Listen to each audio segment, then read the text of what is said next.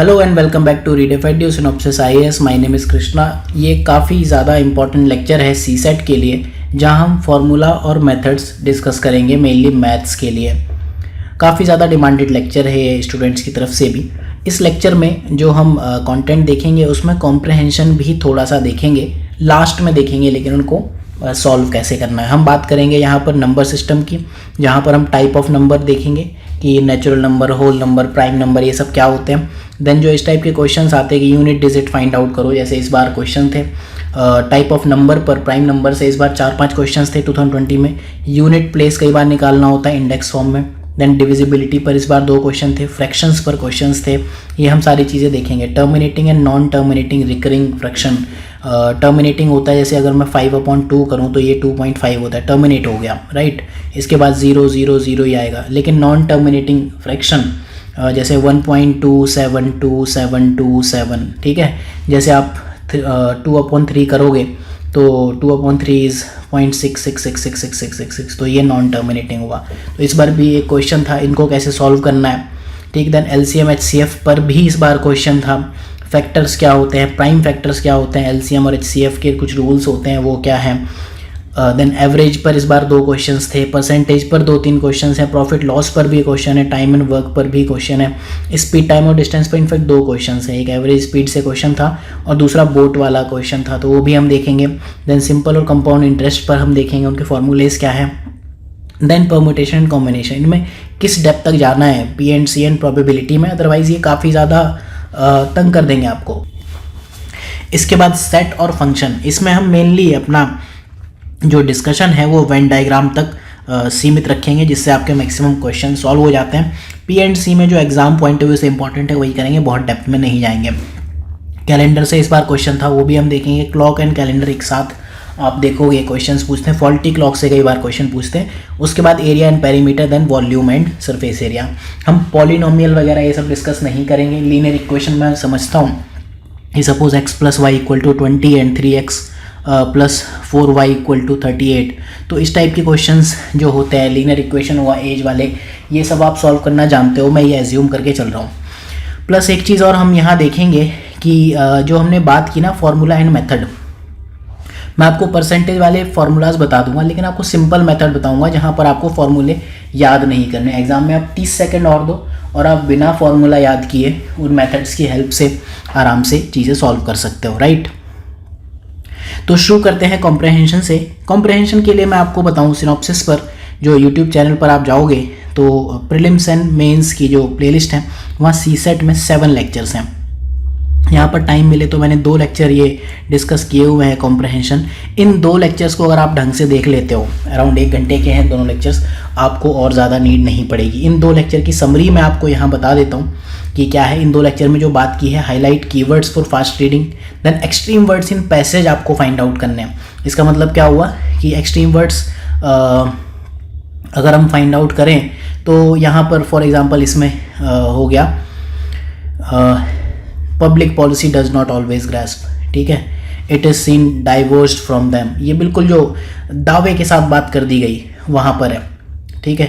Efforts जो है engineering water system के लिए, ये वाले 10 efforts augmenting water supply rather than strengthening, तो ये आपका एक एक्सट्रीम वर्ड हुआ, तो ये आपको हाईलाइट करके यूज़ करने। मैक्सिमम जो ऑप्शंस होंगे इन्हीं से फ्रेम होंगे। देन हम क्या करेंगे, ऑप्शंस पहले पढ़ेंगे, पैसेज बाद में।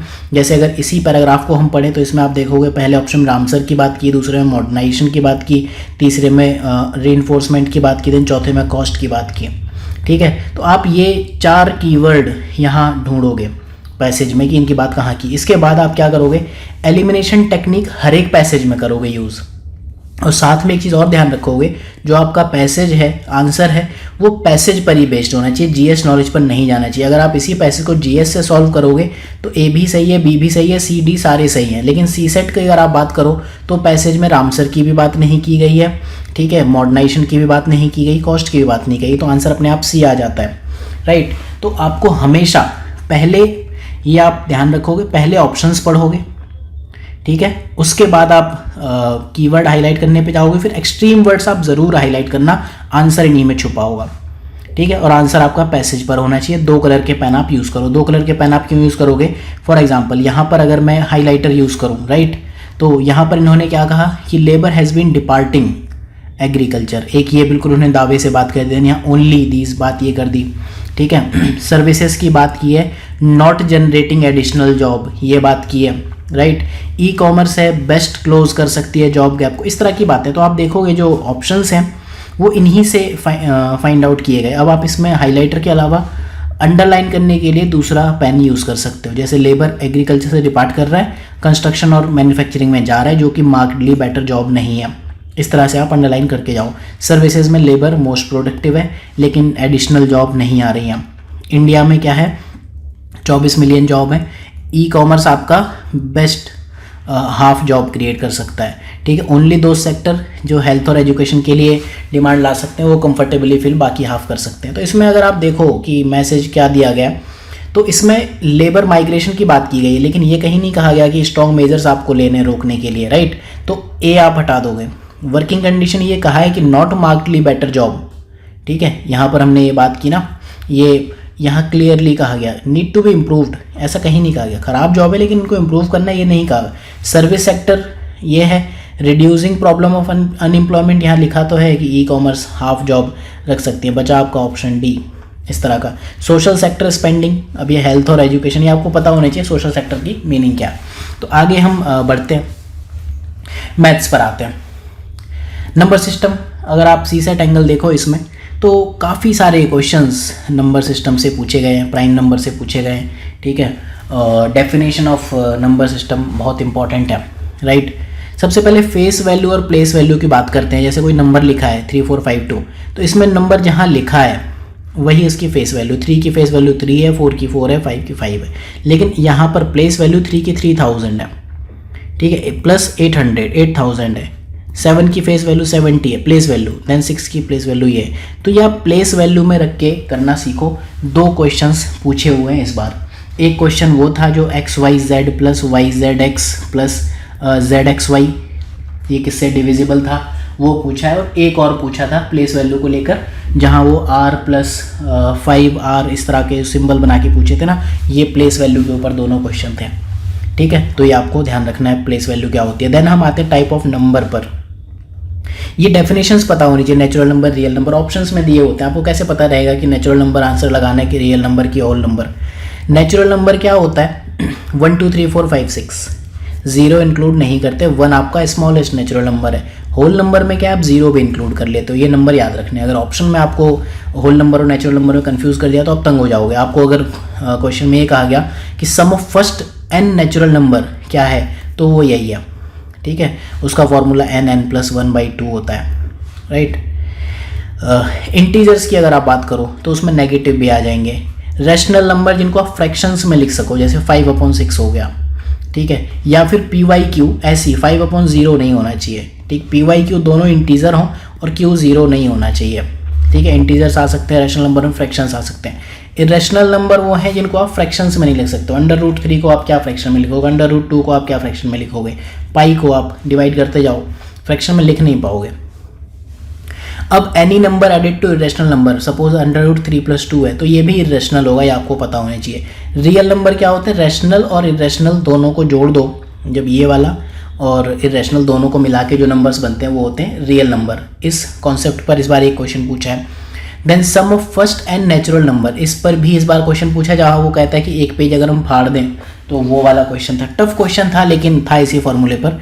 तो अगर आप 1 से लेकर n तक जोड़ते हो, राइट, तो ये होगा आपका n+1/2।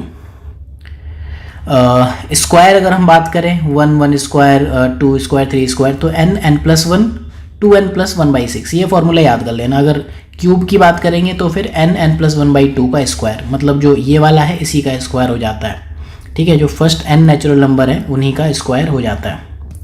देन प्राइम नंबर जो कि 1 से और खुद से डिविजिबल हो। 6-7 क्वेश्चन पूछे हैं, 6 to 7 क्वेश्चन पूछे हैं जहाँ आपको प्राइम नंबर पता होना चाहिए, ठीक है। तो प्राइम नंबर 1 to 100 आप याद कर लो, एटलीस्ट 1 to 50 याद होने चाहिए। ये सारे प्राइम नंबर है। इसमें खास बात ये है सारे प्राइम नंबर पॉजिटिव होते हैं और 2 भी एक प्राइम नंबर है। 2 is the only even prime number. इसके अलावा जो भी सपोज 6 है तो 6 क्या फैक्टर कर सकते हो, 2 × 3, तो 2 आपका प्राइम नंबर है। 1 is not a prime number, 1 को हम प्राइम नंबर काउंट नहीं करते, तो आप ये चीज़ ध्यान रखोगे, ठीक है, क्योंकि इसका फैक्टर है 1 है ना, जो या तो खुद से डिवाइड हो, राइट, वो बात हो गई। 0 प्राइम नंबर नहीं है, प्राइम नंबर पॉजिटिव होते, तो आप ये ध्यान रखोगे। टेस्ट अगर आपको करना है कोई नंबर प्राइम नंबर है कि नहीं, तो आप कोई एक ऐसा नंबर ढूंढोगे कि सपोज़ यहाँ पर हमने एक एग्जांपल दिया 193, आपको ये फाइंड करना है कि 193 प्राइम नंबर है कि नहीं, तो आप एक ऐसा नंबर ढूंढोगे जो इसके अंडर रूट से थोड़ा सा बड़ा हो, ठीक है। तो अंडर रूट 193 14 से थोड़ा छोटा है, तो आप 14 तक के सारे प्राइम नंबर ढूंढोगे, 2 3 5 7 11 13 ये हैं, इनमें से कोई भी अगर 193 को डिवाइड कर दे तो वो प्राइम नंबर नहीं है, और अगर इनमें से कोई भी डिवाइड नहीं कर पा रहा तो आगे के नंबर भी डिवाइड नहीं कर पाएंगे, राइट। तो ये एक प्राइम नंबर के लिए टेस्ट हो जाता है इस तरह से। अब हम आते हैं यूनिट प्लेस फाइंड आउट करने के लिए पूछा जाता है कि प्रोडक्ट ऑफ नंबर्स में यूनिट प्लेस क्या है। इस बार एक क्वेश्चन पूछा हुआ है, बस जो इस बार का क्वेश्चन है थोड़ा सा घुमा के पूछ दिया था, लेकिन कॉन्सेप्ट ये लगेगा। अब कई बार आपसे ये क्वेश्चन पूछा है, जैसे फॉर एग्जांपल ये एक नंबर दिया, एक पूरी कैलकुलेशन दे दी कि 54 इंटू 18 इंटू समथिंग समथिंग, इसके यूनिट प्लेस में क्या आएगा। तो इसके लिए आप क्या करोगे, आप ये देखोगे कि टेंस प्लेस में कोई डिजिट है, मतलब वो सिंगल डिजिट तो नहीं है, ठीक है। तो आप जो इनका यूनिट प्लेस है, यूनिट नंबर है, यहाँ से 4 उठाओगे, यहाँ से 8 उठाओगे, यहाँ से 5 उठाओगे, यहाँ से 9, तो आप इनका मल्टीप्लिकेशन करोगे, ठीक है। अब आप इनका मल्टीप्लाई करके देख लो कि उसका यूनिट डिजिट क्या है, ठीक। अब इनका 4 इंटू 8 इंटू 5 इंटू 32 इंटू 45 होता है, तो या तो आप 32 इंटू 45 करके देखो, अदरवाइज आप क्या कर सकते हो कि 32 इंटू 45 का यूनिट डिजिट भी तो वही होगा जो रूल यहाँ चल रहा है, तो राइट, आप यहाँ पर 2 और 5 का मल्टीप्लिकेशन करके देख लोगे, 10 है, ठीक है। तो यूनिट डिजिट पर यहाँ पर 10 आएगा। इस तरह से आप यूनिट प्लेस का नंबर फाइंड आउट कर सकते हो। देन इंडेक्स फॉर्म में जब आ जाता है, पावर फॉर्म में दे दिया, तो कैसे है, तो इसके लिए कुछ रूल्स हैं। अगर एंड वाला नंबर आपका 0 1 5 6 है, तो उसकी आप कितनी भी पावर कर दो, यूनिट प्लेस वही होता है, यूनिट प्लेस पर वही होगा, ठीक है। आप ये ध्यान रखना, हमने इन 4 नंबर्स की बात की, 0 1 5 6। अब नंबर 4 और 9 है, तो उसके लिए आप क्या करोगे, आप ये देखोगे कि इवन पावर है कि ऑड पावर है, ठीक है। अगर ऑड पावर से, जैसे 241, तो 4 और 9 ही आएगा लास्ट में, यहाँ 9 था तो उसकी पावर कितनी भी ऑड है वही रहेगी, ठीक है, वही 9 ही आएगा। लेकिन अगर ये 240 होता, जो ये नंबर है इसकी पावर 240 होता है यहाँ पर, तो फिर उसमें एंड में 6 और 1 यानी कि 1 आ जाता है एंड में, ठीक है। तो इवन पावर के लिए 6 और 1 आएगा, एंड ऑड पावर्स के लिए 4 और 9 आ जाता है। इसके बाद जो नंबर बचते हैं वो 2 3 7 8 है। तो जब ये नंबर हो एंड में, तो आपको क्या करना है, यूनिट प्लेस इनको फाइंड करना है। तो आप क्या करोगे कि जो पावर है यानी कि 240 है, आप इस नंबर को 4 से डिवाइड करोगे और बाकी जो रिमाइंडर है उसको न्यू पावर आप मान लोगे, राइट। जैसे फॉर एग्जांपल ये कोई नंबर है, इसके एंड में 7 है, इसकी पावर 550 है। अब आपको इसका यूनिट डिजिट निकालना है, तो आप 550 को 4 से डिवाइड करो, इसमें रिमाइंडर 2 आएगा, तो इस नंबर की पावर आप 2 रखो, ठीक है। तो अब एंड में जो इसका यूनिट प्लेस पे नंबर होगा वो वही होगा जो 7 के यूनिट प्लेस पे होगा, 7 के स्क्वायर पर होगा, वो तो आप इजीली देख सकते हो। लेकिन आप 7 की पावर 550 ये नंबर नहीं ढूंढ सकते हो, ठीक। तो इसका फॉर्मूला यही है। अब इसमें आपको एक चीज़ देखनी है कि जो ये रिमाइंडर था, यहाँ 2 बचा, 550 था, लेकिन अगर ये आपका 552 होता या 548 होता, जहाँ रिमाइंडर 0 आ जाता, जैसे 552 में रिमाइंडर 0 आ गया, राइट, तो फिर आप क्या करोगे कि 4 को न्यू एक्सपोनेंशियल पावर आप मानोगे, ना कि 0 को मानोगे, ठीक है। जैसे यहाँ पावर 0 हो गया तो आप 0 नहीं लिखोगे, यहाँ इसकी पावर आप 4 कर दोगे और 7 की पावर 4 में देख लोगे यूनिट डिजिट पर क्या नंबर है, आंसर इज 1, ठीक।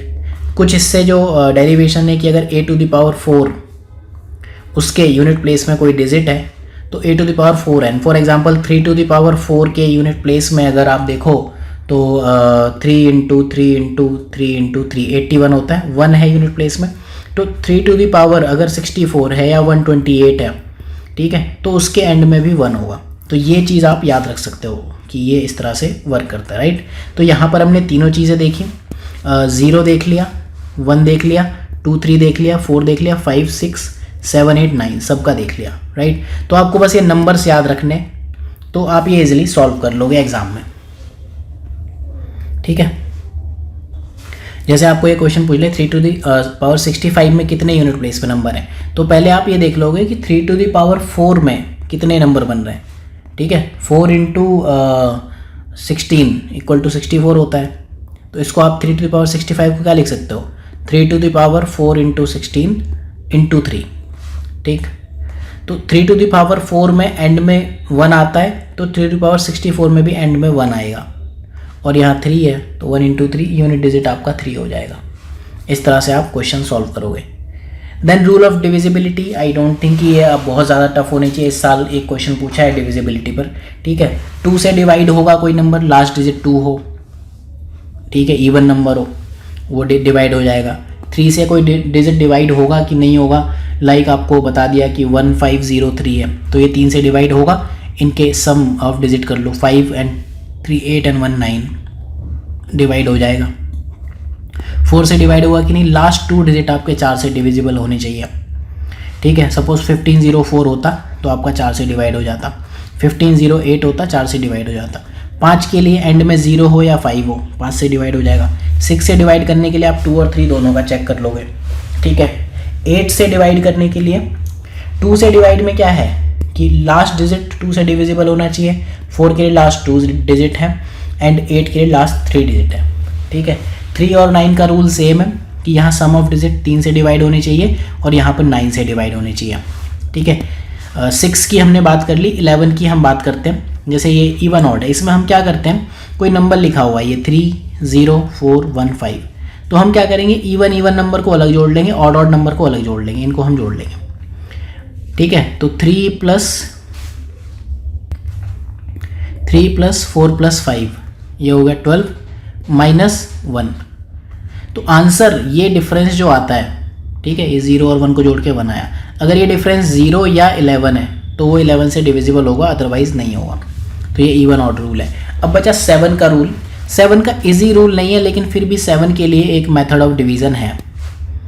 आप इसमें देखो, एग्जांपल से मैं बताता हूँ। 658 है, जो 8 है इसको आप 2 से मल्टीप्लाई करो, ठीक है, और जो बचा हुआ नंबर है उसमें से घटा दो। तो आप क्या करोगे, 7 से डिवाइड देखने के लिए 65 में से आपने 8 इंटू 2 घटा दिया, यानी कि 65 माइनस 16 यानी कि 49 7 से डिविजिबल है, तो ये भी नंबर 7 से डिविजिबल होगा, राइट। तो ये पूरी कहानी वही लिखी है जो मैंने आपको बताई। तो 7 का भी रूल हो गया, इससे ज़्यादा हमें रूल देखने की नीड नहीं है। अब हम फ्रैक्शंस पर आते हैं। सबसे पहले प्रॉपर फ्रैक्शंस की बात करते हैं। जैसे 1/2 हो गया, 6/11 हो गया, जहाँ पर न्यूमरेटर छोटा है डिनोमिनेटर बड़ा है, तो ये प्रॉपर फ्रैक्शन हो गया। इम्प्रॉपर फ्रैक्शन 11/6 हो गया, डिनोमिनेटर छोटा है न्यूमरेटर बड़ा है, ठीक है। फिर इसके बाद होते हैं बहुत सारे टाइप है, कॉम्प्लेक्स फ्रैक्शन होता है, कंपाउंड होता है, वो सब उतनी नीड नहीं है फिलहाल जानने की। एक चीज़ और जान लो, मिक्स्ड फ्रैक्शन। 3 4/5 ये मिक्स्ड फ्रैक्शन है। इसका मतलब होता है 3 + 4/5, ठीक है। एक इंटीजर है और एक फ्रैक्शन है, तो इसको आप कैसे लिख सकते हो, 5 × 3 + 4, ठीक है। तो 15 + 4/5 इसका मतलब यही है, राइट। 19/5 एंड 3, इसको हिंदी में 3 से ही 4/5 ऐसे लिखते हैं, इंग्लिश में आई डोंट रिमेंबर एग्जैक्टली, ठीक है, क्या कहते हैं। तो ये 3 4/5 का मतलब वही होता है जो 19/5 का मतलब है। अब फ्रैक्शन में टर्मिनेटिंग और नॉन टर्मिनेटिंग, बाकी रूल तो आई थिंक आप कर लोगे, छोटा बड़ा निकाल लोगे, उसको मैं उतनी डेप्थ में नहीं जा रहा हूँ, इस लेक्चर का पर्पस भी नहीं है। टर्मिनेटिंग और नॉन टर्मिनेटिंग की बात की है, ठीक है। टर्मिनेटिंग मैंने बताया, जैसे अगर आपने 1/2 कर दिया तो इसका मतलब होता है 0.5000000 एंड में मतलब 0 आ जाए, ठीक है, टर्मिनेट हो गया 5 पर, तो ये टर्मिनेटिंग फ्रैक्शन है। लेकिन अब 33/26 करते हैं तो 1.2 के बाद ये नंबर 692307 692307 यही नंबर चलता रहेगा बार बार, तो ये नॉन टर्मिनेटिंग है, रिकरिंग डेसिमल फ्रैक्शंस हैं, ठीक है। जैसे 2/3 जो नेगेटिव मार्किंग होती है वो कितनी होती है, 0.666667 तो हम लगा देते हैं, लेकिन एक्चुअली इसको आप क्या लिखोगे, 0.6 बार ये होता है। अब क्वेश्चन जैसे इस बार पूछा था 1.27272727, इसको आप फ्रैक्शन में कन्वर्ट करो, ठीक है। तो मैं बता देता हूँ इसको करने के तरीके क्या हैं, सिंपल तरीके होते हैं। इसको आप पहले लिख लो बार की फॉर्म में, ये हो गया आपका 1.27 बार, ठीक। आप ये देखोगे कि टर्मिनेटिंग नंबर कितने हैं, यहाँ पर नॉन टर्मिनेटिंग नंबर कितने, यहाँ एक ही नंबर है, ठीक है। तो इसको हम सपोज मान लेते हैं x इक्वल टू 0.6। अगर एक नंबर है तो 10 से डिवाइड कर दो, तो 10x क्या हो गया 6.6 बार। अगर दो नंबर है तो 100 से डिवाइड कर दो, 100x क्या हो गया 127.27 बार। क्यों है, क्योंकि 1.27272727 यही है ना, तो आप 100 से मल्टीप्लाई करोगे तो यही चीज़ आएगी। अब घटा दो इसमें से, 10x में से x घटाओगे तो 9x इक्वल टू हो जाएगा आपका 6 आ जाएगा, और ये 6 बार से 6 बार कट जाएगा, ठीक है। तो x इक्वल टू क्या आएगा 6/9 यानी कि 2/3, आंसर आ गया। ये क्या होता है आपका 100x equal to 1.27 bar minus 0.27 bar, तो 0.27 कट जाता, 100x minus x, 99x equal to ये हो जाता 127, आंसर आता x इक्वल टू 126/99, राइट। या फिर आपको शॉर्टकट में जाना है तो जितने डेसिमल रिकरिंग है उतने 9 लगा दो, जैसे 0.33333 है, तो इसमें कौन सा रिकरिंग है 3 रिकरिंग है 0.3 बार, तो इसमें आप अपॉन 9 कर दो, ठीक है, और पॉइंट हटा दो, 3/9 हो गया, ठीक। अगर आपका 0.67 होता 0.66666, इसमें आप क्या करो कि रिकरिंग जो भी नंबर है उस हिसाब से आप इसको कैलकुलेट कर लोगे, राइट। 2.0072 इसको अगर आपको कन्वर्ट करना है तो ये एक सिंपल सा मेथड है, 2 अलग कर दो 0.0072, इसमें आप क्या करोगे कि जो ये वाला बार वाला है उसमें से आप दूसरा नंबर घटा दोगे, ठीक है, और अपॉन 9900, 4 टर्म्स हैं 1 2 3 4, इस तरह से आप निकाल सकते हो। डिनोमिनेटर में उतने ही नंबर आएंगे जितने की पॉइंट्स हैं, 2 रिकरिंग हुए और पॉइंट के बाद 4 0, तो 9900 आ गया, इस तरह से आएगा, ठीक है। तो वही चीज़ अगर 1 डिजिट रिकरिंग है तो 10x माइनस एक्स निकालो, 2 डिजिट रिकरिंग है तो 100x माइनस एक्स निकालो, 3 डिजिट रिकरिंग है तो 1000x माइनस एक्स निकालो, इस तरह से, राइट। तो ये चीज़ आपको याद करने की नीड पड़ेगी नहीं, जो 2020 का जो क्वेश्चन है इस तरह से हो जाएगा। फ्रैक्शन में और ज़्यादा हमें क्वेश्चंस करने की नीड है नहीं। अगला टॉपिक LCM और HCF। LCM HCF से पहले हम फैक्टर्स समझते हैं। फैक्टर्स क्या हैं, कोई कंपोजिट नंबर है जिसको हम x to the power a into Y to the power b into Z to the power c इस तरह से लिख सकते हैं, ठीक है। फॉर एग्जांपल 120 है तो 120 को हम क्या लिख सकते हैं 2 इंटू, ये इसके फैक्टर्स आप करोगे ना तो ये आएंगे 2 to the power 3, 3 to the power 1, 5 to the power 1, ये आएंगे, ठीक। जो x y z आपके प्राइम नंबर होने चाहिए, प्राइम फैक्टर्स हैं, तो ये पॉजिटिव नंबर्स है। इसके आप फैक्टर्स देखोगे तो 3 बार 2 है, 1 बार 3 है, 1 बार 5 है। अब टोटल नंबर ऑफ फैक्टर्स आपको निकालने हैं इस पूरे के 120 के, ठीक है, जिसमें कि आपका 1 भी इंक्लूडेड हो 120 भी इंक्लूडेड हो। तो उसके लिए एक फार्मूला है, अगर आप करना चाहो तो मैं आपको बता देता हूँ, अदरवाइज़ आप छोड़ सकते हो। उसका फार्मूला ये है a+1 b+1 c+1, ठीक है। a b c ये है यहाँ पर कि ये 3, ये वाला 1 and 1, ठीक है। तो 120 के ही अगर आपको टोटल नंबर ऑफ फैक्टर्स निकालने हैं तो 3+1, ये वाला 3 ले रहे हैं, नॉट दिस वन, ठीक है, प्लस 1+1, फिर यहाँ 1 है इंटू 1+1, इनको आप मल्टीप्लाई करोगे तो 16 आ जाएंगे। तो ये अगर फॉर्मूला आपको याद करना हो तो कर लो, otherwise not that important. LCM की बात करते हैं, लीस्ट कॉमन मल्टीप्लिकेशन, ठीक है। लीस्ट कॉमन फैक्टर की आपको डेफिनेशन पता ही होगी, which is exactly divisible by each one of them, ठीक है। जैसे 237 का आपको LCM निकालना है तो 42 है। अब 42 में आप चाहे 2 से डिवाइड करो, चाहे 7 से या 3 से, तो वो परफेक्टली डिविजिबल हो जाएगा। Method of finding LCM factor method है और डिवीजन मेथड है। I would prefer factorisation method. मैं क्या करूँगा 42 के LCM अगर मुझे 2 and 3 and 7 ये टर्म्स हैं, ठीक है, तो इनके प्राइम फैक्टर तो यही हैं। लेकिन अगर मेरे पे कुछ ऐसा नंबर होता 4 होता 6 होता एंड 7 होता, इनके अगर मुझे फैक्टर्स निकालने हैं तो मैं 4 के फैक्टर्स करता 2 इंटू 2, 6 के करता 2 इंटू 3 एंड 7, एक एक नंबर उठा लेता यहाँ से एंड उसके हिसाब से हमारे LCM निकल आता। तो यहाँ 2 कॉमन है, एक बार तो हम 2 हटा देते हैं तो इसमें आएगा 2 इंटू 2 इंटू 3 इंटू 7, इतने आपके आ जाएंगे, मतलब 84 आपका LCM आ जाएगा। तो go with factorisation method. Division method अगर आपको आता है, आपने प्रैक्टिस की हुई है, then you can go with that. Exam में या तो LCM पूछेगा एप्लीकेशन। इस तरह के क्वेश्चंस UPSC ने पूछे हैं कि अगर कुछ बेल रिंग होती हैं डिफरेंट टाइम इंटरवल के बाद, ठीक है, तो ऐसा कौन सा टाइम होगा जब वो एक साथ बजेंगी, वो LCM होगा, ठीक है। सेम वे में अगर कुछ लोग एक सर्कुलर पाथ पर दौड़ रहे हैं, ये अलग दौड़ रहा है, ये अलग दौड़ रहा है, ये अलग दौड़ रहा है, और लोग डिफरेंट टाइम लेते हैं, तो जो टाइम जिसके बाद वो सब एक पॉइंट पर मिल जाएंगे वो LCM होगा। ठीक है, जैसे आपको यहाँ पर एग्जांपल दिया कि 3 बेल है, एक 9 मिनट बाद बजती है, एक 12 मिनट बाद बजती है, एक 15 मिनट बाद बजती है, तो सब एक साथ कब बजेंगी उनके LCM के हिसाब से आप टाइम निकाल लोगे। ठीक है, इस तरह से, इसी तरह से जो ये लोग दौड़ रहे हैं उस हिसाब से आप नंबर निकाल लोगे। HCF क्या होता है? Highest common factor. 18 और 24 में हाईएस्ट कॉमन फैक्टर क्या है? 18 को आप क्या लिख सकते हो? 6 × 3। 24 को क्या लिख सकते हो? 2 × 2 × 3। ठीक है, हाईएस्ट कॉमन फैक्टर क्या है यहाँ पर? आप देखोगे 8 is 6, राइट, 2 × 3, इसके अलावा आपको कॉमन नहीं दिखेगा। तो इसके लिए भी आप ये प्राइम फैक्टराइजेशन मेथड जो हमने ये किया है उसी पर आप जाओगे। ठीक है, तो ये हुआ। और 6 × 3 को भी आप इनफैक्ट 2 × 3 × 3 इस तरह से लिख सकते हो, तो आप क्लियरली फाइंड आउट कर लोगे हाईएस्ट कॉमन फैक्टर क्या है। ठीक है, इसको ग्रेटेस्ट कॉमन डिवाइडर भी कहते हैं, डिवीज़र। ये हो गए मेथड, मैं आपको बताऊंगा नहीं। प्रॉपर्टीज़ ऑफ LCM HCF अगर आपको देखनी है, ठीक है, तो जो 2-3 चीज़ें आपको ध्यान रखनी है, पहली बात हम कर चुके हैं। दूसरी बात है product of 2 number A × B = उनका LCM × HCF होता है।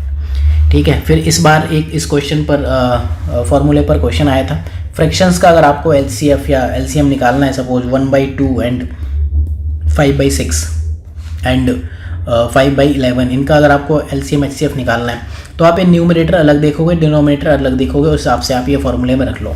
ठीक है, HCF ऑफ फ्रैक्शन अगर आपको करना है तो HCF ऑफ न्यूमरेटर मतलब इनका आप HCF निकालोगे, और LCM ऑफ डिनोमिनेटर जो ये 2, 6, 11 है इनका LCM निकाल लोगे। ठीक, और आपको अगर LCM ऑफ फ्रैक्शन निकालना होता तो आप न्यूमरेटर का LCM निकाल लेते और HCF ऑफ डिनोमिनेटर निकालते हैं। आप बस ये ध्यान रखोगे, HCF ऑफ फ्रैक्शन निकालना है तो न्यूमरेटर का HCF निकालो, और LCM ऑफ फ्रैक्शन निकालना है तो न्यूमरेटर का LCM निकालो। इस फॉर्मूले पर, पहले वाले फॉर्मूले पर इस बार सीधे क्वेश्चन पूछा हुआ है।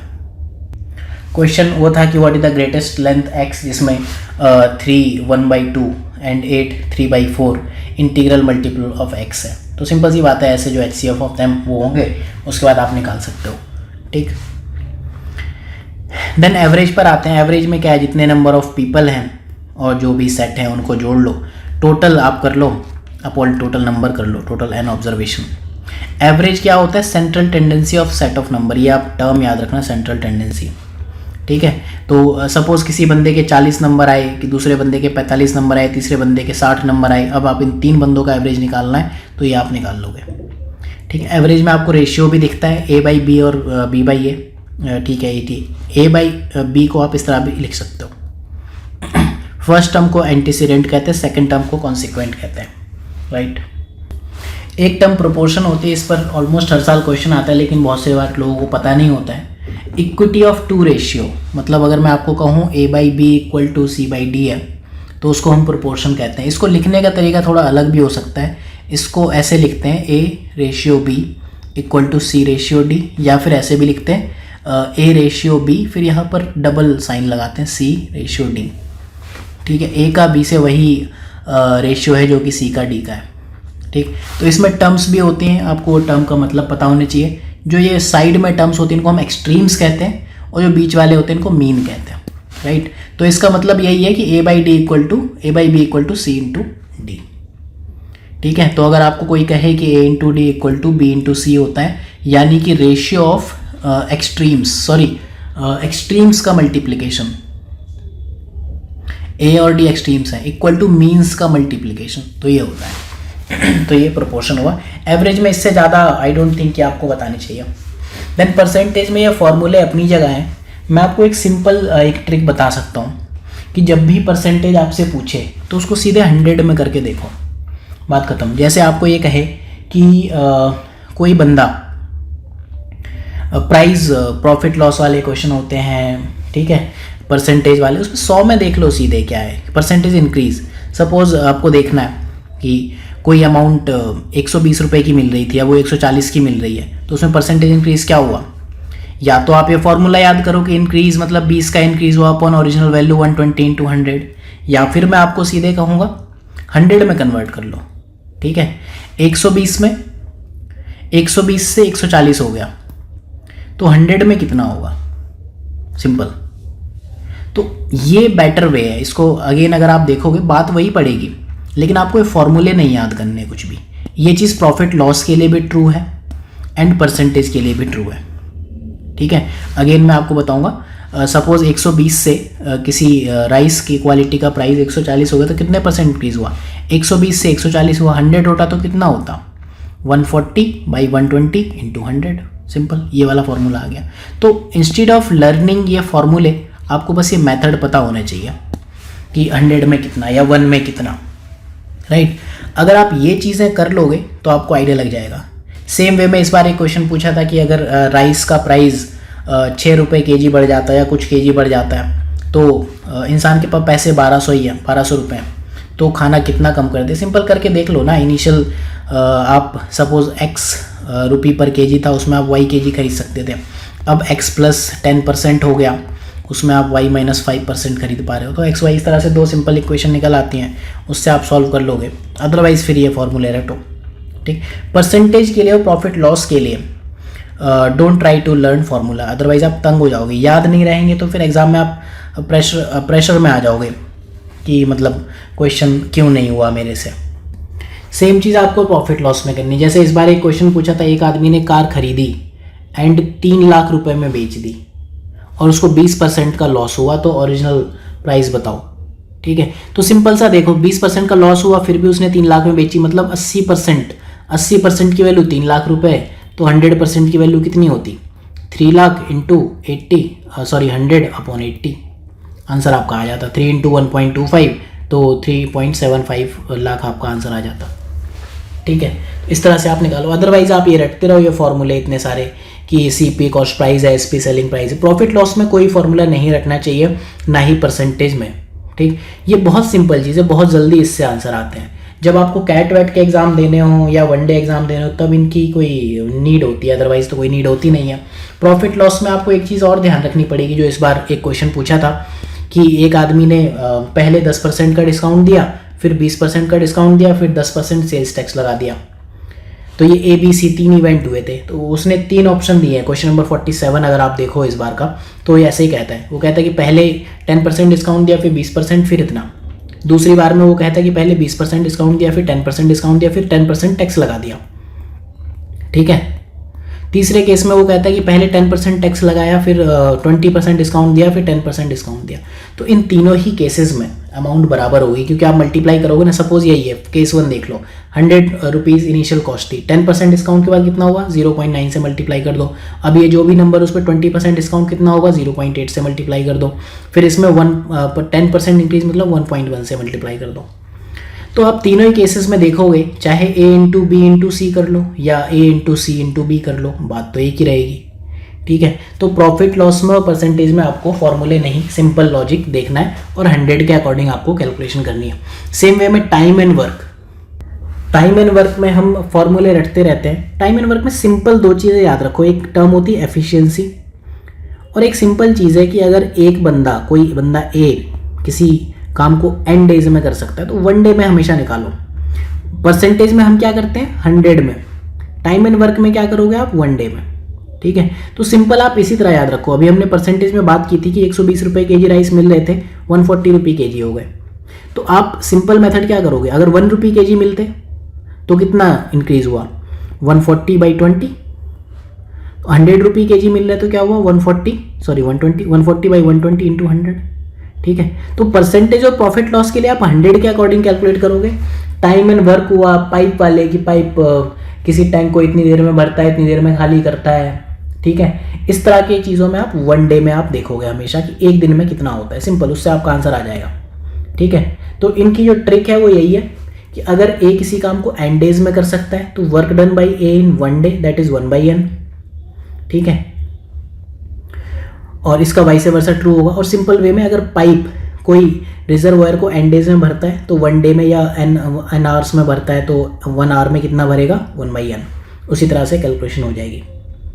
अब आपको ये कहा कि A 3 गुना एफिशिएंट है B से, तो रेशियो ऑफ उनका वर्क क्या होगा, 3:1, ठीक है। अब आपसे ये कहा कि A 1 डे में n डेज में करता है, B m डेज में करता है, तो बी का 1 डे का वर्क कितना हुआ, 1 डे का वर्क बी का क्या हुआ 1/m, ए प्लस बी का 1 डे का वर्क क्या हुआ 1/m + 1/n, जोड़ लो इसको।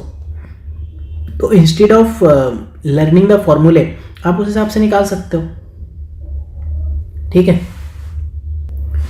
तो इसको अगर आप सॉल्व करने की कोशिश करोगे तो ये हो जाएगा m + n/mn, ठीक है। तो ये a + b का 1 डे का वर्क हुआ, ठीक है। 1 डे में इतना वर्क करते हैं, तो 1 वर्क वो कितने दिन में करेंगे mn/m + n। तो ये वही फॉर्मूला है यहाँ ab/a+b था, ठीक है। तो ये वही फॉर्मूला लिखा हुआ। तो हमें क्यों फॉर्मूला रटना है जब हमें ये सिंपल ट्रिक पता है कि हम 1 डे में निकालेंगे, हो जाएगा। नहीं तो आप क्या करोगे, आप ABC का रटो, ठीक है। 3 लोग कितने में काम करते हैं आप वो रटोगे फॉर्मूले, बहुत सारे फॉर्मूले फिर तो रटते जाओ। 4 लोगों का रटोगे कैसे, कहाँ तक याद करोगे। अब आपको कोई क्वेश्चन ये पूछ ले कि A और B मिलकर किसी काम को 5 दिन में करते हैं, ठीक है। B और C किसी काम को मिलकर 3 दिन में करते हैं, C और A किसी काम को मिलकर 6 दिन में करते हैं। तो A B C तीनों एक साथ कितने दिन में करेंगे। तो आप क्या करोगे, इनको जोड़ के निकाल लोगे। तो अल्टीमेटली आप 2A + B + C आप निकाल लोगे इस तरह से, ठीक है। तो A + B 5 डेज में करते हैं, तो इनका 1 डे का वर्क कितना हुआ 1/5। B + D 3 दिन में करते हैं, इनका 1 डे का वर्क हुआ 1/3। C + A 6 डेज में करते हैं, इनका 1 डे का वर्क हुआ 1/6। तो 2A + B + C इनका 1 डे का वर्क क्या होगा, आप 1/5 + 1/3 + 1/6 कर लोगे। निकाल लेना, इसको सॉल्व करके आराम से निकल आएगा। अदरवाइज फिर वो जो फंडामेंटल फॉर्मूले वगैरह बुक्स बताती रहती हैं उनको आप रटो।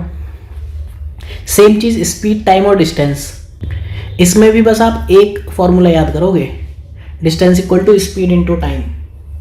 स्पीड क्या होती है मीटर/सेकंड में या km/h में, ठीक है। Speed = distance. डी क्या होती है, मीटर में लिख सकते हो, डिस्टेंस किलोमीटर में लिख सकते हो, इस तरह से लिखोगे।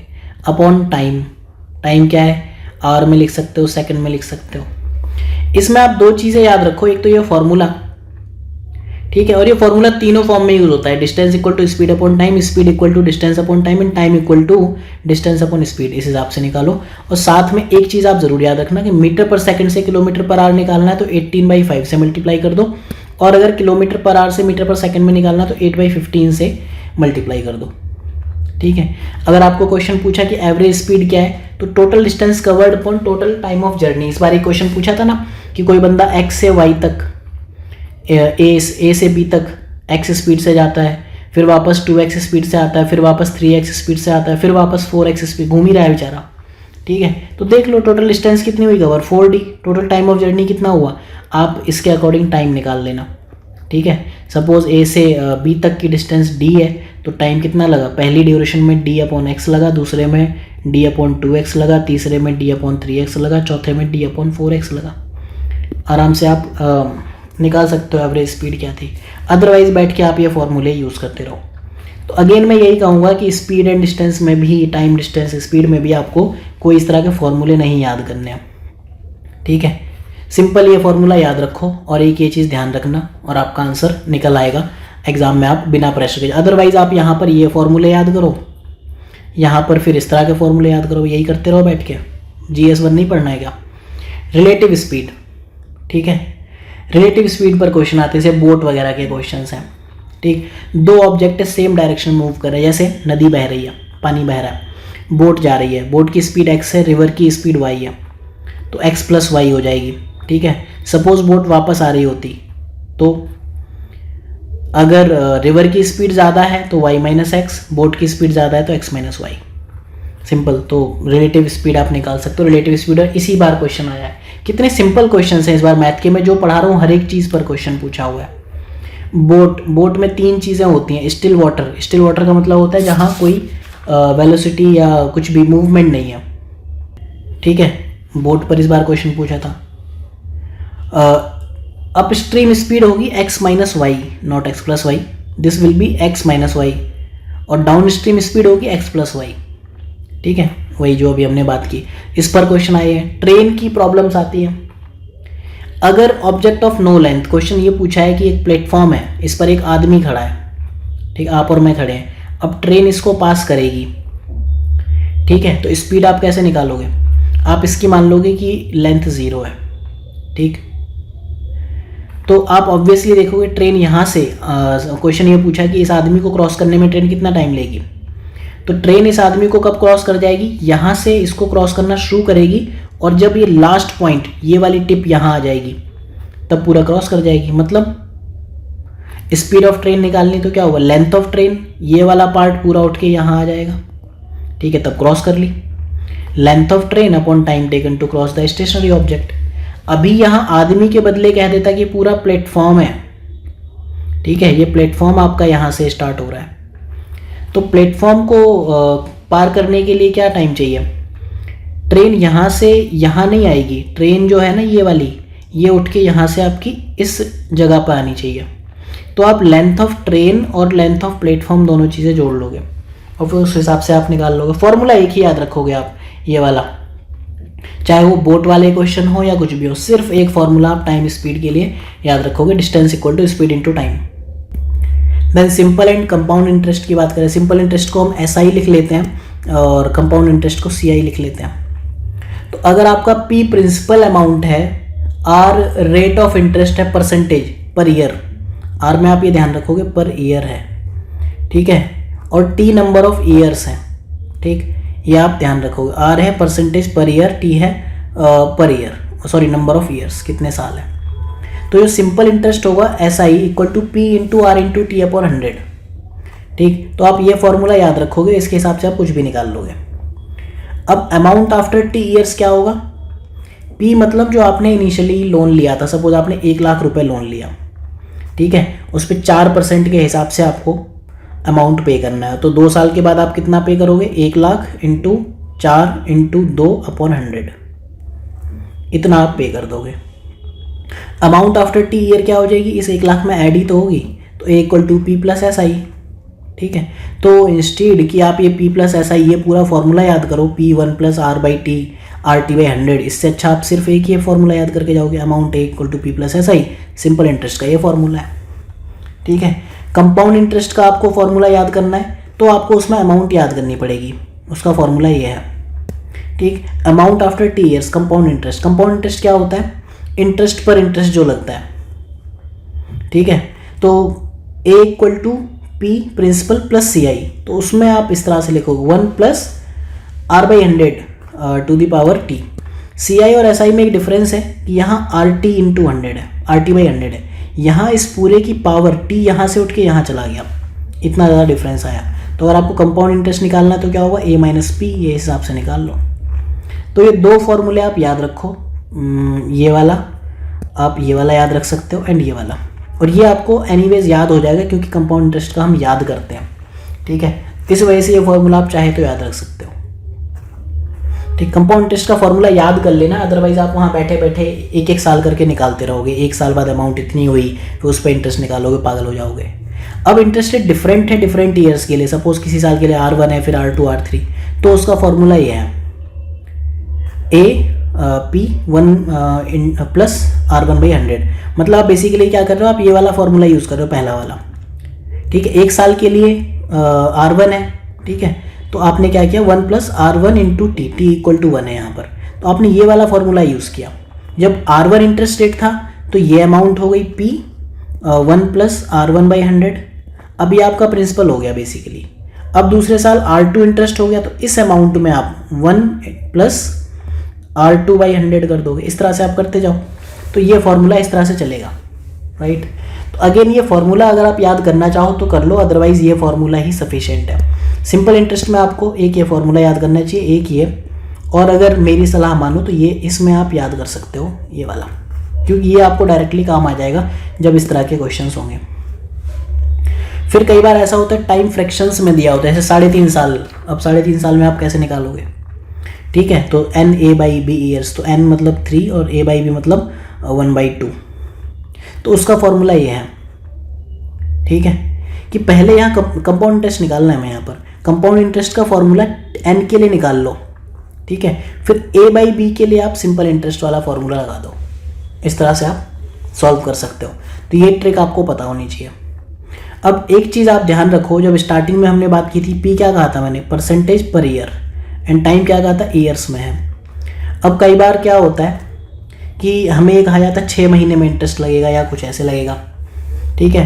तो अगर आपका ऐसा है हाफ ईयरली इंटरेस्ट लग रहा है, इंटरेस्ट आपका कंपाउंड इंटरेस्ट है लेकिन हाफ ईयरली चार्ज होगा, ठीक है।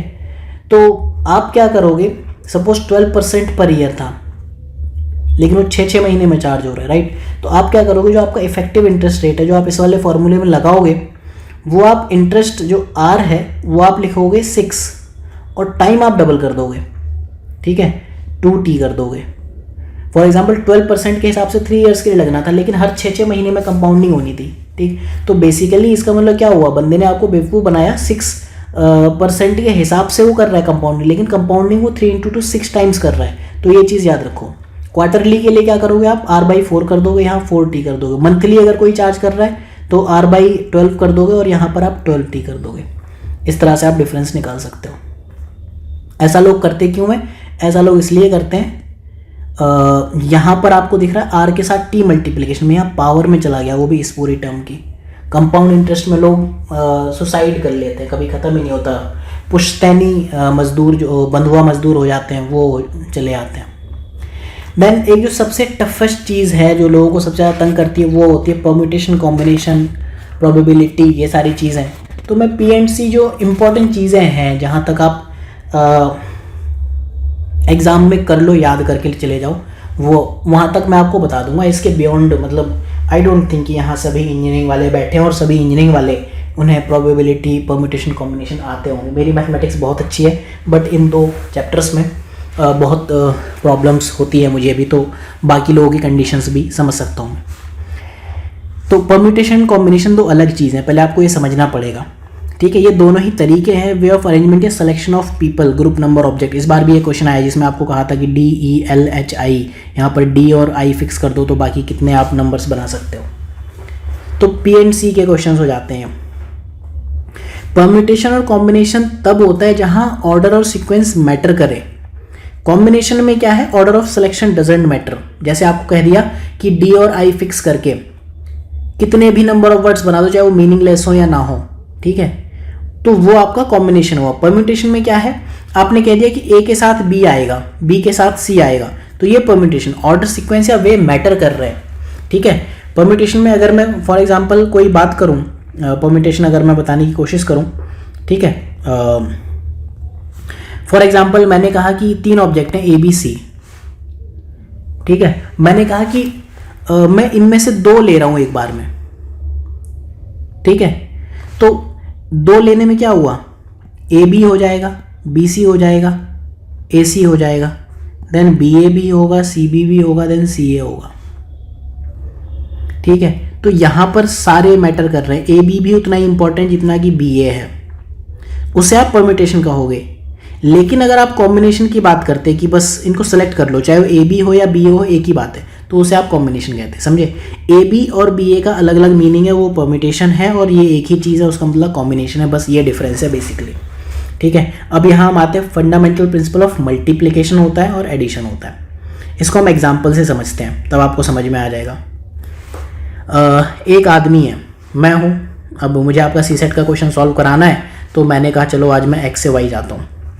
X से Y जाने के और Y से Z जाने के यहाँ पर मेरे पे 7 रास्ते हैं, 1 2 3 4 5 6 7 तरीके से जा सकता हूँ, ठीक है, सॉरी 4 तरीके से जा सकता हूँ। एंड Y से Z में 7 तरीके से जा सकता हूँ, तो टोटल कितने तरीके से जाऊँगा, टोटल यहाँ मल्टीप्लिकेशन हो जाएगा।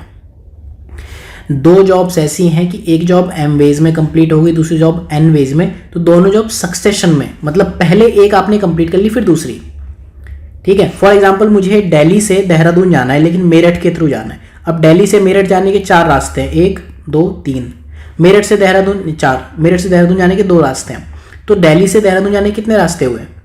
मैं क्या करूँगा, यहाँ पर मैं पहले एक इस रास्ते से जाऊँगा, फिर रूट 1 यहाँ पकड़ूंगा, फिर इस रास्ते जाऊँगा, फिर रूट 1, फिर इस रास्ते से, फिर रूट 1, फिर इस रास्ते से, फिर ऐसे चले जाऊँगा। और दूसरा, तो मेरे 4 रास्ते हो गए। और जो दूसरा रास्ता क्या है, मैं ये जाके ये एक रूट पकड़ लूँगा, दूसरा रूट ये हो जाएगा, तीसरा रूट ये हो जाएगा, चौथा रूट ये हो जाएगा, तो मल्टीप्लाई हो जाएगा क्योंकि सक्सेशन में हो रही हैं दोनों चीज़ें। तो ये फंडामेंटल प्रिंसिपल ऑफ मल्टीप्लिकेशन है, एक खत्म हो गई अब दूसरी चीज़, ठीक है। लेकिन ये कह रहा है कि दोनों जॉब इंडिपेंडेंटली परफॉर्म होती, एक m वे में दूसरा n वे में, तो दोनों जॉब्स कितने तरीके से हो सकती थी, ठीक है, तो वो m+n वेज में होंगी, ठीक है। फॉर एग्जांपल कोई बंदा x से y जा रहा है, एक बार 4 तरीके से जा सकता है, 3 तरीके से, तो m+n 7 वेज में चला जाएगा। अब टाइप ऑफ परम्यूटेशन 2 होते हैं, एक होता है लीनियर होता है, दूसरा होता है सर्कुलर, ठीक है। सर्कुलर मतलब जो सर्कल में बैठे होते हैं, लीनियर मतलब रो में होते हैं, दोनों में अलग अलग चीज़ें आती हैं। लीनियर परम्यूटेशन को हम इन जनरल परम्यूटेशन कहते हैं, ठीक है। थिंग्स किसी रो में या लाइन में अरेंज्ड हैं तो उसको हम परम्यूटेशन या लीनियर परम्यूटेशन कहेंगे। तो number of permutation of N dissimilar thing taken R at time, मैंने आर जैसे वही थे ना 6 ऑब्जेक्ट्स थे, ABCDEF थे, ठीक है, उसमें से मैं 2 डिजिट उठा रहा हूँ, तो नंबर ऑफ परम्यूटेशन होंगे NPR, और NPR का फॉर्मूला होता है ये जो सिंबल है इसका मतलब होता है फैक्टोरियल n। फैक्टोरियल n के बारे में मैंने यहाँ डिस्कशन किया है, n फैक्टोरियल या फैक्टोरियल n कहते हैं। फैक्टोरियल n का मतलब होता है n into n minus 1 into n minus 2, तब तक करते जाओ जब तक कि 3 इंटू 2 इंटू 1 ना आ जाए। For example factorial 5 into 4 into 3 into 2 into 1, factorial 8 into फलाना डिम का 1 तक चले जाओ, ठीक है। अब फॉर एग्जाम्पल किसी क्वेश्चन में आपने फैक्टोरियल 4 निकाल लिया था, ठीक है, 4 इंटू 3 इंटू 2 इंटू 1, तो ये हो गया था आपको 24। अब मुझे फैक्टोरियल 5 निकालना है, तो मैं वापस से अब ये पूरी मल्टीप्लिकेशन नहीं करूँगा, मैं फैक्टोरियल 5 को लिख सकता हूँ 5 इंटू फैक्टोरियल 4, मतलब 5 इंटू 24, ये वही फॉर्मूला है कि factorial n equal to n into factorial n-1। हम इस तरह से भी लिखते हैं और इस तरह से भी, दोनों ही फैक्टोरियल के सिंबल हैं, ठीक है। तो ये 120 हो जाएगा। और फैक्टोरियल 0 को हम 1 मानते हैं, और n डिफाइन होता है ओनली फॉर पॉजिटिव इंटीजर्स, ठीक। तो आपको ये p मतलब परम्यूटेशन, p का फॉर्मूला है n factorial n upon factorial n-r, right. ये आपका इस तरह से फॉर्मूला है इसका। जैसे अभी हमने जो क्वेश्चन किया था कि ABC हैं, उसमें से आपको 2 ऑब्जेक्ट निकालने हैं, ठीक है। तो कैसे करोगे, फैक्टोरियल 3 ABC 3 नंबर है, n हो गया, n-r, r क्या है आपका 2 है, ठीक है। Factorial 3 upon 3 minus 2 equal two factorial 3 upon factorial 1, इसका आंसर आ जाएगा 6। जो हमने अभी बात की थी कि ABC से हम AB BC AC और BA CB CA, ये 6 तरीके से हम परम्यूटेशन बना सकते हैं। तो ये नंबर ऑफ परम्यूटेशन हुए, ठीक है। फैक्टोरियल की हमने बात कर ली। विदाउट रिपीटेशन में ये आ जाता है, ठीक है। अब इसमें हम कुछ केसेस डिस्कस करते हैं। अगर 3 ऑब्जेक्ट्स थे और हमने तीनों ही सिलेक्ट कर लिए एक ही बार में, तो कितने बनेंगे, तो वो हो जाएंगे जैसे ABC थे, इसमें से हमें तीनों ही नंबर लेने हैं, फैक्टोरियल 3 अपॉन फैक्टोरियल 3 माइनस 3, तो फैक्टोरियल 0। तो इसका मतलब अगर आपको सभी लेने हैं सारे ऑल एट अ टाइम, तो फैक्टोरियल n हो जाएगा, ठीक है। जैसे आपका दिल्ली था DELHI, यहाँ पर हमने D और I फिक्स कर दिया। अब इससे आप कितने नंबर बना सकते हो, तो ELH तीनों लेने हैं और तीनों लेकर आपको ग्रुपिंग करनी है, तो फैक्टोरियल 3 हो जाएगा, ठीक है। तो अगर आपने तीनों थिंग्स सारी तीनों डिसिमिलर थिंग्स एक साथ ले ली, तो इस तरह से आपका काम चल जाएगा। अब आपने कहा कि सपोज 8 बच्चों की टीम है, ठीक है, 8 बच्चे हैं, उसमें से एक टीम बनानी है 3 लोगों की, जहां 1 बॉय इज ऑलवेज इंक्लूडेड, कोई मिस्टर X है, वो आपको लेने ही लेने हैं।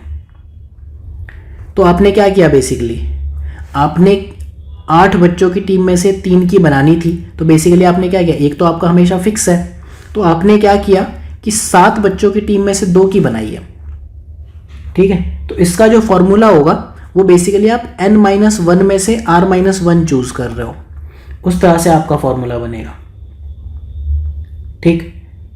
और उसमें क्योंकि एक बच्चा हमेशा इंक्लूडेड है, तो उसका जो फॉर्मूला होता है वो इस तरह से होता है r into n-1 p r-1। तो ये फॉर्मूला अगर आपको याद करना है तो कर लो, अदरवाइज इतना टिपिकल सवाल आए तो छोड़ देना, किसी से करते नहीं बनता है। अब सिमिलरली अगर आपसे ये कहा कि n डिफरेंट चीज़ें थी, ठीक है, उसमें से आपको उसमें देखना है एन डिफरेंट थिंग है, उसमें से कितने परम्यूटेशन बना सकते हो, उसमें आपने डिफाइन कर दिया एम चीज़ें हमेशा एक साथ आ सकती हैं, ठीक। फॉर एग्जाम्पल एक वर्ड है मेरे पास डिस्कवर, DISCOVER, ठीक है। इसमें टोटल वर्ड्स हैं 1 2 3 4 5 6 7 8 लेटर्स है, n इक्वल टू 8 हो गया।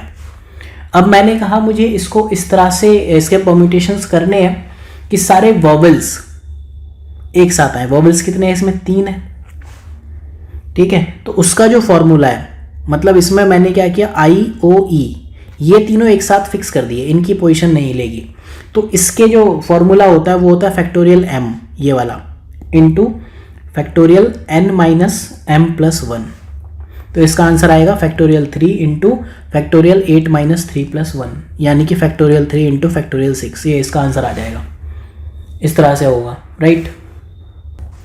इसमें जो लास्ट क्वेश्चन बनता है कि आपको कुछ ऐसे अरेंजमेंट बनाने हैं, सपोज बहुत सारी n चीज़ें हैं, उसमें से आपके P एक टाइप के हैं, Q दूसरे टाइप के हैं, R तीसरे टाइप के हैं। कहा जाता है ना कि 30 बॉल हैं, उसमें से 10 बॉल ग्रीन हैं, 5 बॉल आपकी रेड हैं और 15 बॉल येलो हैं।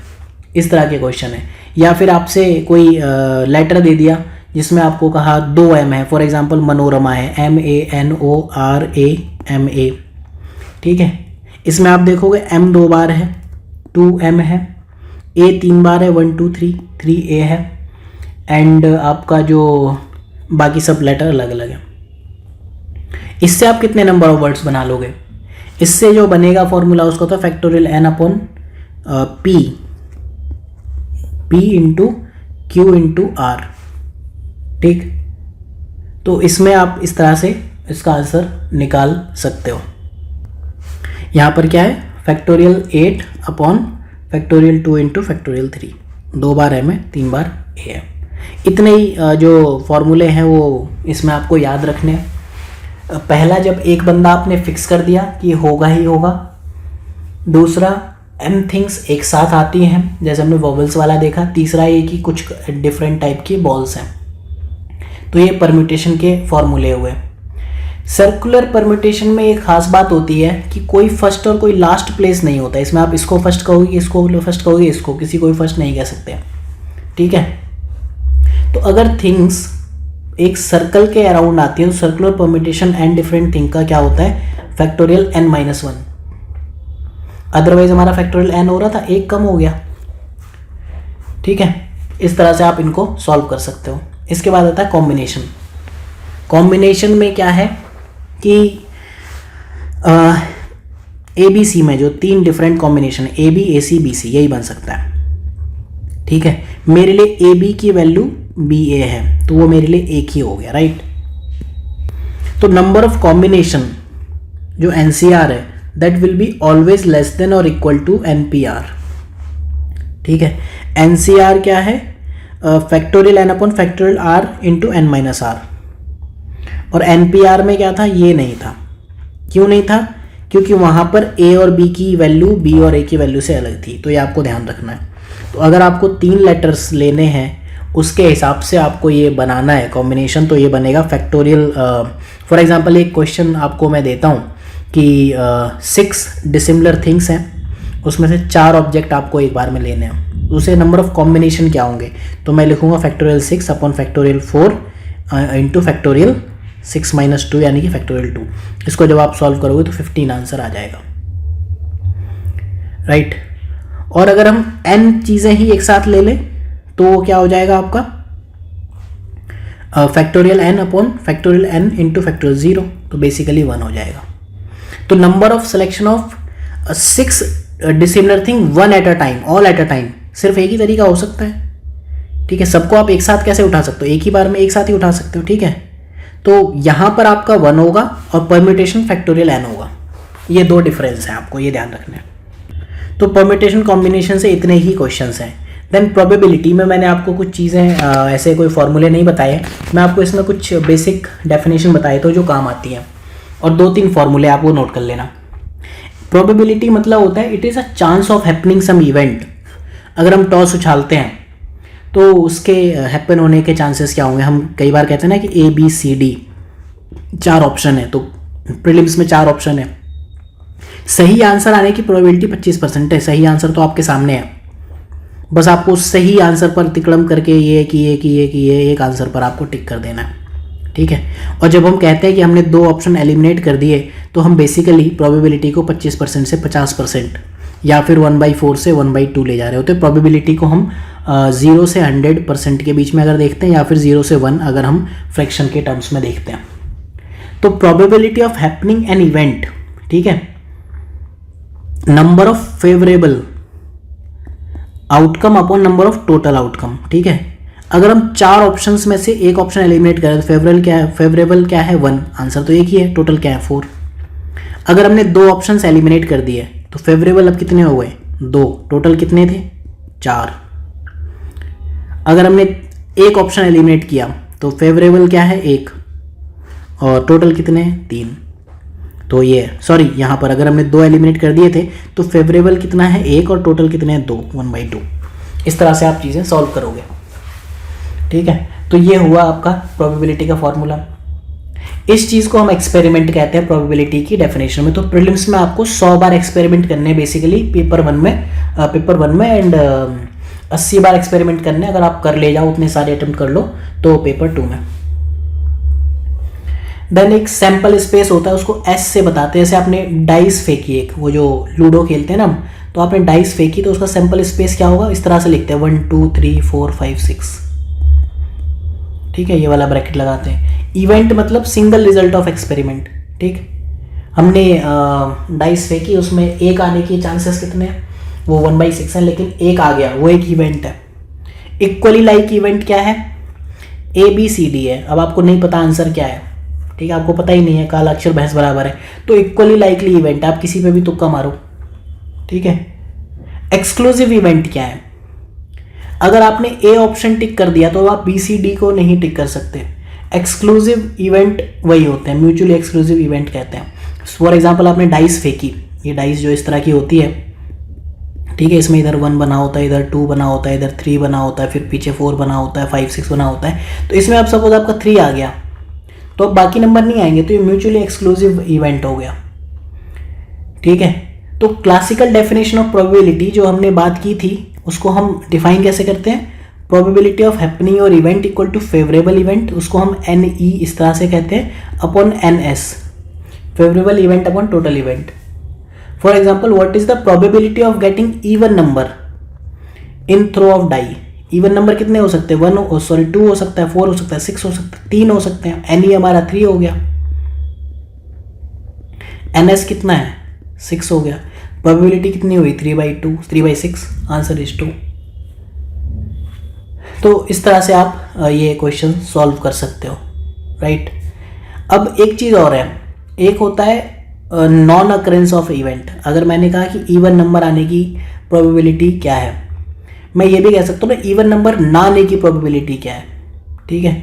तो नॉन अकरिंग इवेंट ये होता है, उसको हम इस तरह से डिनोट करते हैं 1 - P है, ठीक है।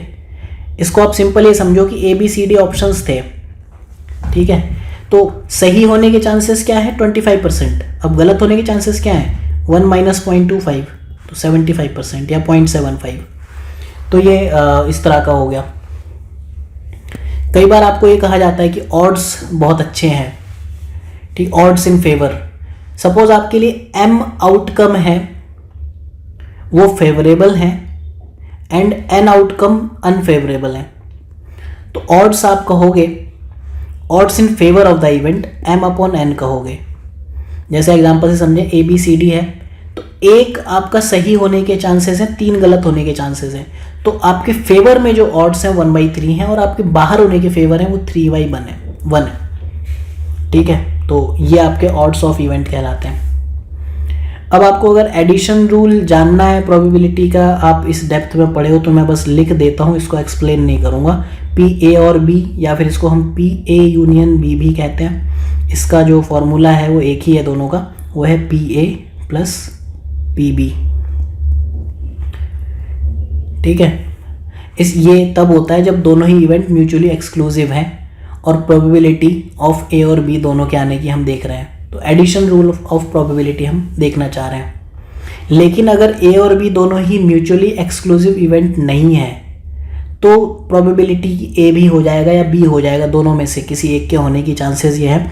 तो फॉर्मूला हो जाएगा आपका P A plus P B minus P A intersection B की, कब ए इंटरसेक्शन बी की दोनों ही नहीं होंगे, ठीक है। तो मैं पर्सनली रिकमेंड तो नहीं कहूँगा कि आप इस डेप्थ पर जाओ, यूपीएससी इन चीज़ों पर क्वेश्चन हार्डली कभी पूछता है, ठीक। तो ये चीज़ें आपको इस तरह से ध्यान रखनी है। फॉर एग्जांपल जो मैंने फॉर्मूला बताया कि आपके पास एक कार्ड है, प्ले कार्ड है, उसमें क्वीन आ जाए या फिर आपका एस आ जाए, इक्का आ जाए, तो उसकी प्रोबेबिलिटी क्या है। सपोज आपने पूरे निकाले, रैंडमली आप पूरे कार्ड निकाले और रैंडमली आप ये देखना चाह रहे हो या तो क्वीन आ जाए या एस आ जाए, इक्का आ जाए, ठीक है।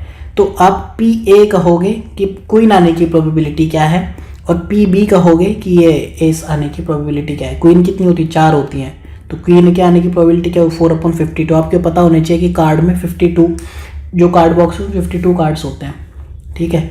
तो पी ए आपका ये हो गया, पी बी कितना हुआ 4/52।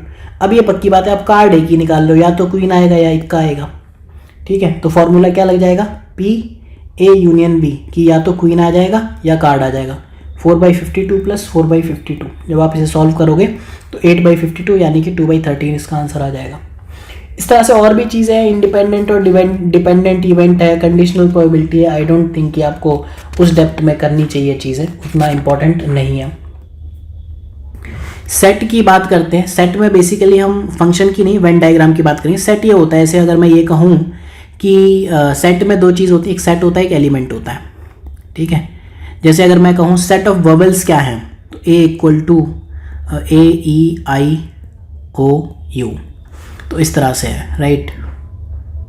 तो इसमें मैं ये कह सकता हूँ कि A belongs to this set A, ठीक है। तो सेट पर क्वेश्चंस नहीं आएंगे, सेट बिल्डर या टेबलर या रोस्टर ये सब मत याद करो।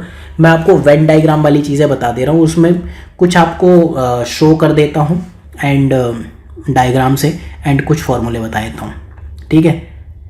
वेन डायग्राम ऑफ 2 एलिमेंट है, A इंटरसेक्शन B आपको निकालना है, ठीक है। ये उस तरह के क्वेश्चंस होते हैं ना कि 5 आदमी हॉकी खेलते हैं, 5 आदमी क्रिकेट खेलते हैं, वो जब क्वेश्चंस आते हैं ना तब हम वेन डायग्राम करते हैं, ठीक है। एक मैं क्वेश्चन भी आपको करके बता दूंगा, ठीक है। जैसे मैं आपको पहले एक क्वेश्चन ही बता दूं, एक सर्वे किया, उसमें कहा कि 78% लोग एक प्रपोजल के बारे में है, ये कहते हैं कि एक बिल पास होना चाहिए, पॉलिटिकल पार्टी। 50% लोग आपके या इनफैक्ट यूपीएससी का ही एक क्वेश्चन ले लेते हैं। यूपीएससी ने एक क्वेश्चन पूछा था कि 3 सब्जेक्ट हैं A-B-C, ठीक है। किसी स्टूडेंट को पास होना है, अगर पूरा ओवरऑल पास होना है तो हर एक सब्जेक्ट में पास होना होगा। 20% आपके A में फेल हो जाते हैं, 22% आपके B में फेल हो जाते हैं एंड 16% C में फेल हो जाते हैं। तो टोटल नंबर स्टूडेंट जो पास हुए या फेल हुए वो आपको बताने हैं, राइट। तो इस तरह के क्वेश्चंस यूपीएससी पूछता है। तो इनके लिए आप क्या करोगे, पहले मैं आपको चीज़ें बताता हूँ। पहले वेन डायग्राम ऑफ 2 एलिमेंट देखते हैं। एलिमेंट A हुआ, एलिमेंट B हुआ, इसमें हमने कहा 2 चीज़ें कॉमन है, ठीक है। कुछ लोग घास भी खाते हैं और कुछ लोग चारा भी खाते हैं, ठीक है। मतलब कुछ लोग घास खाते हैं, कुछ लोग चारा खाते हैं, कुछ लोग दोनों खाते हैं। तो ये घास खाने और चारा खाने वाले दोनों लोग हुए, ठीक है। अगर ये हमारा A था और ये वाला, ये ग्रीन वाला हमारा B था, ठीक है। तो जो ये वाला पार्ट है, दिस वन, इसको हम कहते हैं A इंटरसेक्शन B, कि दोनों काम करते हैं, ठीक है। 50 लड़के हैं, 40 लड़के क्रिकेट खेलते हैं, 40 लड़के हॉकी खेलते हैं, और 20 लड़के क्रिकेट और हॉकी दोनों खेलते हैं। तो जो हॉकी और क्रिकेट दोनों खेलने वाले हैं वो ये है, ठीक है। तो बेसिकली आप इसको ऐसे लिख सकते हो, जो ये रेड वाला पार्ट है ना, इसको आप ये बना सकते हो ना ऐसे, ये A है, और जो ये ग्रीन वाला पार्ट है वो B है, ये A है, ये B है, राइट।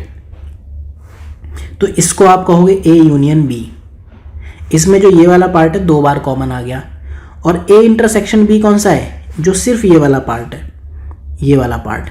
ऐसे कितने लड़के हैं जो सिर्फ क्रिकेट और हॉकी, मतलब क्रिकेट और हॉकी दोनों खेलते हैं, वो ये वाले हैं, उसको हम कहते हैं A इंटरसेक्शन B, ठीक है, तो इसका फॉर्मूला ये होता है। अब आप इसमें अगर ध्यान से देखो तो जो ये लोग हैं ये ओनली ए वाले हैं, जो ये लोग हैं ये ओनली बी, ये ओनली ए, ये ओनली बी, और ये ए प्लस बी दोनों है, जो दोनों चीज़ें खेलते हैं।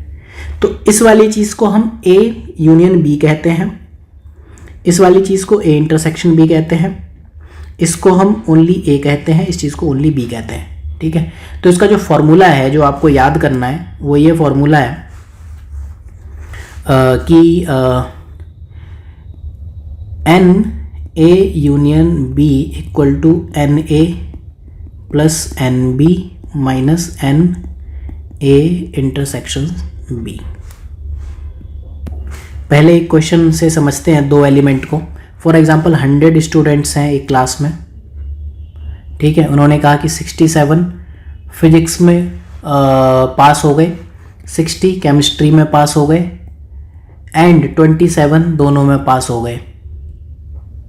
ठीक है, तो आप इसको इस तरह से दिखाओगे कि ये फिजिक्स है, ये पूरा 67 है, ये केमिस्ट्री है, ये पूरा 60 है। ठीक है, अब 27 जो दोनों में पास हुई ये वाला, ये 27 है। तो सिर्फ फिजिक्स में पास होने वाले कितने हैं? 67 माइनस 27 40। सिर्फ केमिस्ट्री में पास होने वाले कितने हैं? 33। इस तरह से आपको नंबर्स याद रखने, इस तरह से आप क्वेश्चन सॉल्व कर सकते हो। ठीक है, कुछ 2-3 चीज़ें और देख लेते हैं। क्लॉक और कैलेंडर वाली चीज़ें, पहले हम क्लॉक देख लेते हैं। क्लॉक और फॉल्टी क्लॉक समझते हैं। क्लॉक के 2 हैंड्स माने जाते हैं, एक मिनट हैंड और एक आवर हैंड। आवर हैंड छोटा होता है, घंटे वाला जो हाथ होता है वो छोटा होता है। ठीक है, तो इसमें जो कुछ चीज़ें हैं, 1 घंटे में दोनों ही हैंड्स एक बार कोइंसाइड करते हैं, एक बार एक साथ आते हैं। ठीक है, 1 आवर में दोनों 180 डिग्री पर अपोजिट एक बार होते हैं। 1 आवर में दोनों परपेंडिकुलर, एक बार इधर को होंगे एक बार इधर को होंगे, 2 बार होते हैं।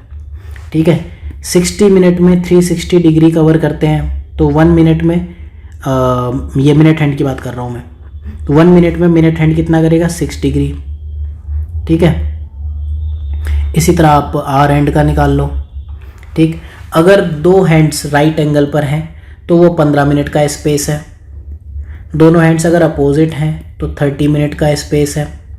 ठीक है, 60 मिनट में जो मिनट हैंड है वो 55 मिनट एक्स्ट्रा होता है। ठीक, क्योंकि 60 मिनट में जो सपोज 12 बजे थे तो 12 बजे आपका आवर भी यहीं था और मिनट भी यहीं था। ठीक है, 1 बजे आवर हैंड तो यहीं पहुंचा, मिनट हैंड वापस से यहाँ पहुंच गया, तो 55 मिनट का जो एज हो गया वो मिल गया। और जो मिनट हैंड है वो 12x फास्टर मूव करता है आवर के हैंड से। अब इसमें एक फॉर्मूला है, वो फॉल्टी क्लॉक वाला, अगर आप याद करना चाहो तो याद कर लो। वो ये होता है कि 720/11 minus m into 60 into 24/m minute. ये फॉर्मूला कब काम आता है? जैसे आपको ये कहा कि मिनट हैंड जो क्लॉक हैंड को है वो 65 मिनट में ओवरटेक करता है, तो टाइम गेन्ड या लॉस्ट बाय क्लॉक आपको देखना है। ठीक है, तो इसका आप आंसर यही निकालोगे, 720/11 माइनस 65 इंटू 60 इंटू 24/65। इसका जो आंसर है आप वो निकाल लोगे, और ये साइन पॉजिटिव है, इसका मतलब क्लॉक साइन टाइम गेन कर रही है। तो इस तरह से क्लॉक के क्वेश्चन से इजीली सॉल्व हो जाते हैं, बहुत टफ क्वेश्चंस नहीं पूछता है। कैलेंडर पर अगर आप क्वेश्चंस देखो तो इसी साल पूछे हैं। तो कैलेंडर में 2-3 चीज़ें आपको ध्यान रखनी होती है। एक तो लीप ईयर क्या होता है, ऑड डे क्या होता है, ऑर्डिनरी ईयर क्या होता है। ऑर्डिनरी ईयर जो है उसमें 365 डेज होते हैं और वो लीप ईयर नहीं है। ठीक है, और ऑर्डिनरी ईयर में आपके 365 है, लीप ईयर में क्या है 366 डेज होते हैं, लेकिन ये आपका डिविजिबल बाई 4 एंड 400 है। ठीक है, यानी कि 1900 आपका लीप ईयर नहीं है, लेकिन 2000 जो है वो आपका लीप ईयर होगा। अब ऑड डे आपको निकालने हैं। ऑड डे आप क्या करोगे, वीक निकाल लो और उसमें आप ये देख लो कि कितना एक्स्ट्रा नंबर ऑफ डेज बच रहे। फॉर एग्जांपल आपको एक साल में नंबर ऑफ ऑड डेज निकालने हैं, तो 365 को अगर आप 7 से डिवाइड करोगे तो 52 इंटू 7 प्लस 1। ठीक है, 52 वीक बन जाएंगे प्लस 1 डे। ठीक, तो ये 1 ऑड डे हो गया। लीप ईयर में 2 ऑड डेज होते हैं, ये आप याद कर लो। अब जैसे अगर आपको ये कहा, एक क्वेश्चन ये दे दिया कि कोई ईयर 2007 है, उसमें 3 जनवरी फ्राइडे है, ठीक है, तो 3 जनवरी 2008 में कौन सा दिन होगा? ठीक, 2007 ऑड डे है, ऑर्डिनरी है, इसमें एक 1 ऑड डे आएगा, ठीक है, तो अगले साल में सेम डेट को सैटरडे हो जाएगा, एक दिन एक्स्ट्रा हो जाएगा, 1 ऑड डे। ऑड डे का मतलब यही है, एक एक्स्ट्रा जुड़ जाएगा, ठीक। अगर वो यही कहता कि 2008 उसमें 3 जनवरी फ्राइडे है, तो 2009 में क्या होता, क्योंकि 2008 लीप ईयर है तो यहाँ पे 2 ऑड डे होते, तो वो आपका सैटरडे के बदले, सॉरी ये 3 जनवरी आपका सैटरडे है, तो संडे के बदले वो मंडे हो जाता। तो ये ऑड और इवन डेज का जो यूज़ है वो यही होता है, ठीक है। तो ऑर्डिनरी ईयर में 1 ऑड डे होता है, लीप ईयर में 2 ऑड डे होते हैं, आपको ध्यान रखना है, ठीक है। 100 ईयर्स में अगर आपको कोई कहे तो कितने ऑड डेज हैं, निकाल लो। ये थोड़े से थंब रूल है, वो आप उस तरह से याद रख सकते हो। ये 5 ऑड डेज है बेसिक, नॉट एस, ठीक है। 100 ईयर्स में आप देखोगे 76 ऑर्डिनरी ईयर है, 24 लीप ईयर है, तो 76 में 1 ऑड डे है, 24 में 2 ऑड डेज हैं, 124 ऑड डेज हैं। 124 जो एक्स्ट्रा डेज थे उसमें आप वीक निकालो, अल्टीमेटली 5 ऑड डेज हैं। 200 ईयर्स में 3 ऑड डे आ जाएंगे, 300 में 1, 400 ईयर्स में 0, ठीक है। मतलब अगर 29 सितंबर 2020 को कोई दिन था, तो जो इसके बाद 400 साल बाद 2400 में जो आएगा, ठीक है, 2000 में जो साल था 29 सितंबर को, वही सेम डे आपका 2000 में भी, 2400 में भी होगा, ठीक है। तो बस यही है, ये 1 डे ऐड हो गया, सेम जो मैंने बात कही ना कि 3 जनवरी आपका 2007 का 3 जनवरी 2007 आपका फ्राइडे था, अगले साल आपने क्या किया, 1 डे ऐड कर लिया, गेन कर लिया। इसके बाद कुछ मैं आपको एरिया के फॉर्मूले बता देता हूँ। ट्राइंगल का अगर आपको याद रखना है, ये कोई ट्राइंगल है, ठीक है, तो ट्राइंगल का जो एरिया होता है वो होता है half into base into height, 1/2 into B into H, ठीक है। इसको हम डेल्टा भी लिखते हैं। इसका एक और फॉर्मूला है half s minus a, s minus b, s minus c. और एस निकालने का जो तरीका है वो आप निकालते हो s equal to half a plus b plus c. आप ये फॉर्मूला याद रख लो, आपका आंसर निकल आएगा, क्योंकि आप बेस और हाइट कहाँ तक निकालते रहोगे, ठीक है। फॉर एग्जांपल कोई ट्राइंगल है, उसकी जो साइड्स हैं वो 15 मीटर, 20 मीटर और 25 मीटर हैं, तो आप एस निकालोगे, एस इक्वल टू क्या होगा, हाफ 15 प्लस 20 प्लस 25 मतलब 30 आ जाएगा। तो आपका जो एरिया होगा वो होगा 30 माइनस 15, 30 माइनस 20, 30 माइनस 25, इसका अंडर रूट। तो आप जब ये सॉल्व करोगे तो आंसर आपका आ जाएगा। तो ट्राइंगल है, ट्राइंगल का आपको इस तरह से निकालना है, ठीक है। स्क्वायर का जो एरिया होता है ए इंटू ए, मतलब ए स्क्वायर हो गया। इसका डायगोनल की अगर आप बात करो, डायगोनल क्या होता है, ये वाली लाइन, ठीक है, तो ये अंडर रूट 2a हो जाती है, ठीक। पेरीमीटर की अगर आप बात करो तो 4a हो गया, पेरीमीटर मतलब हर एक साइड का जोड़ हो गया, ठीक है। अगर आपका रेक्टेंगल होता है इस तरह से, ठीक, तो जो रेक्टेंगल का जो ये है डायगोनल वो होता है under root L square plus B square, ये एल है और बी है, तो ठीक है। एरिया क्या हो जाएगा 2l plus B into H, perimeter क्या होगा 2l प्लस बी, सबको जोड़ दिया, निकाल लो। ये सिंपल फॉर्मूले हैं, इसमें मैं बहुत ज़्यादा रोम्बस और ये पैरेललोग्राम ये सब चीज़ें आपको बताने वाला नहीं हूँ, तंग हो जाओगे अदरवाइज, ठीक है। पैरेललोग्राम में क्या होता है, वो इस तरह का होता है, ट्राइंगल का डबल होता है बेसिकली। ट्राइंगल होता है तो ये क्या होता, हाफ होता ना, यहाँ तक ये इतना होता।